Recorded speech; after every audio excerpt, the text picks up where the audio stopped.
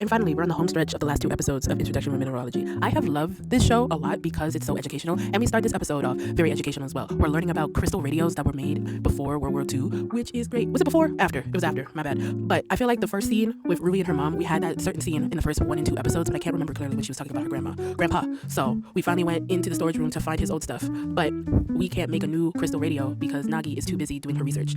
But we do get to learn how these crystal radios work and that they have a special headphone that can hear the low decibels because the new ones hear less frequencies rather than the old ones that they could hear way lower sounds than before, especially because it wasn't charged by batteries. It was just the radio waves and that was it. So the girls decided to make it on their own, and the friend from high school decides to help them since she ultimately did break the first one, even though it was unusable anyway because how old it was. But when they're at the store, they show us a new character. I saw that person on one of these cover arts for the manga, so I hope there's a second season, but if not, it's like, ooh, look, it could be if you go read the manga. I love how in the show everything you might think that could be useless is actually significant. So when Rui was opening the box, she was like, why the heck did my grandpa leave these 2 stones in here if you can't use them correctly? Come to find out, with the name that he carved into the box, that's where it works, the radio, which is an old shrine that he used to go to. And even the shrine keeper remembered and was like, oh, nice to see that his granddaughter's here. Oh, the ending of this episode was really cute, that they made the song coming through the radio, the OP, and we get to see that the shrine keeper has a matching one. Oh, I'm assuming her grandpa is dead because the way it's written in subtitles, it doesn't seem like it's past tense with him, but we never see him, so I can only assume that he passed. I don't know why in the last episode my brain was like, it's not a boulder, it's a rock.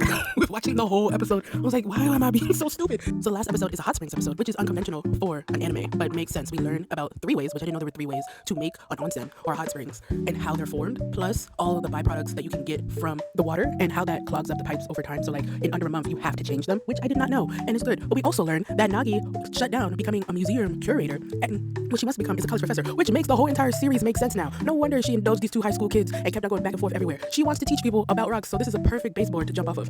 Also, I want to say before I get a little serious, this onsen they've based the anime off of is drop dead gorgeous. Oh my god, I know it's real, and now I want to go because anime would be doing that all the dang time. They be basing it off real places, and it's a I want to go. But let's be serious. Rui has not decided what she wants to do with her life, and then she's getting a little bit discouraged by all the plans the other girls have already devised for themselves that have to deal with science, and she's just at a loss of what she's going to do and being very, very quiet about it. So we'll see if she decides anything by the end of the episode. So we're finding meteors, shooting stars in the sky in the gutters, which is nice. We get to know that even minuscule meteors fall on the daily rather than the ones that you see, the shooting stars all the time. They don't do a heap amount of damage, but you can find them anywhere in the world. So we start digging for that, and that opens to stop thinking about the fun that she's having now in the present and to think about all the fun that she could be having in the future of what she wants to do. And Nagi's like, so what do you want to do next? And we go back to episode 1 with everybody. That was so nice. And their other friend from high school, Aoi, is now with them in a little montage. I love it. I love it so much. And then we get a clip of Rui older looking at some rock past the mountains, and I'm like, oh, look at you, thick. But I just had to be stupid in saying that. But this anime was great. I hope it gets a second season. Even if it doesn't, there is a manga. So if I want to be a full-fledged nerd and nerd out about some rocks, there's a manga for that now and an anime.